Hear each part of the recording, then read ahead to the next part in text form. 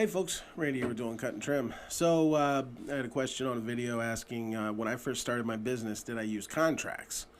The answer is no, I didn't. And I think most people don't use contracts when they first start. And I think most people that use contracts do because they got screwed over by somebody. And that's my story. I started using contracts about 4 months into going full time in my business, and the reason I did was because I had a handshake agreement with somebody, and looking back on it, it's like I've been really blessed. The most I've ever been ripped off is for $250. And I've been in business since 2015. And that's the most anybody's ever stiffed me for, is 250. And the second highest is, that's the only person that stiffed me for more than. Nope, that's not true. Somebody else stiffed me for 115. Never mind. So only two people. That's like my two highest ripoffs, 250, 115. And so I got ripped off by this guy, and I was using Yardbook at the time. And I got ripped off by him, and I was looking to make some changes because I wasn't happy with cash flow and things like that. And this guy ripped me off, and I knew you could do contracts in Service Autopilot.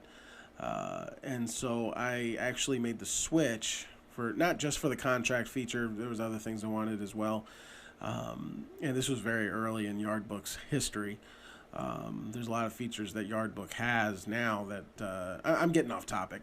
If Yardbook was like a couple years older when I started using it, it's possible I'd still be using Yardbook now, but whatever, doesn't matter.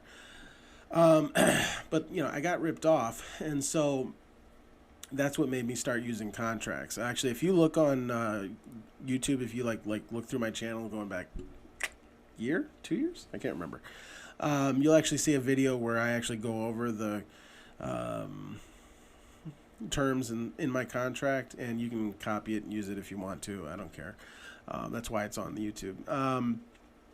But I started using contracts because it's not even really something that, like, most of the time, if somebody decided to stiff me on a contract, most of the time it would be for 35 or 45 bucks.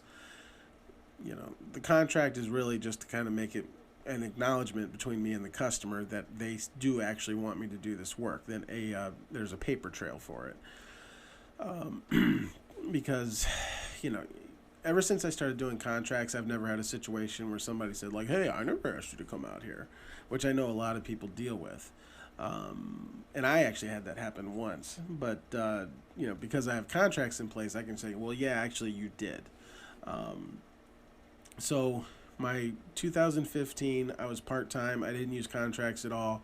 2016 is when I went full-time, and I started using contracts, I want to say June. It might have been July, because I think I was still learning functionality. So it's possible I didn't start actually using contracts till July. And now I won't go on a customer's property without a contract. In a previous video, I mentioned I won't go on a customer's property without a liability insurance. I won't go on a property without a contract. It's just, you just got to cover yourself, man. Because, am I going to take somebody to court over 45 bucks? No. There's a good chance I'm not even going to send them to collections unless they're like really rude about it.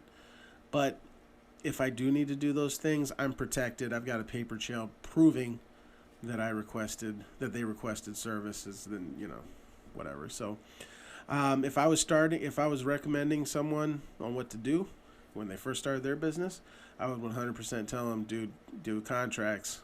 It's not a big deal. It's easy to do. I think Yardbook has the functionality now. So do contracts. Don't skip out on contracts, man. So, this is Randy with Doing Cut and Trim. Have a good one.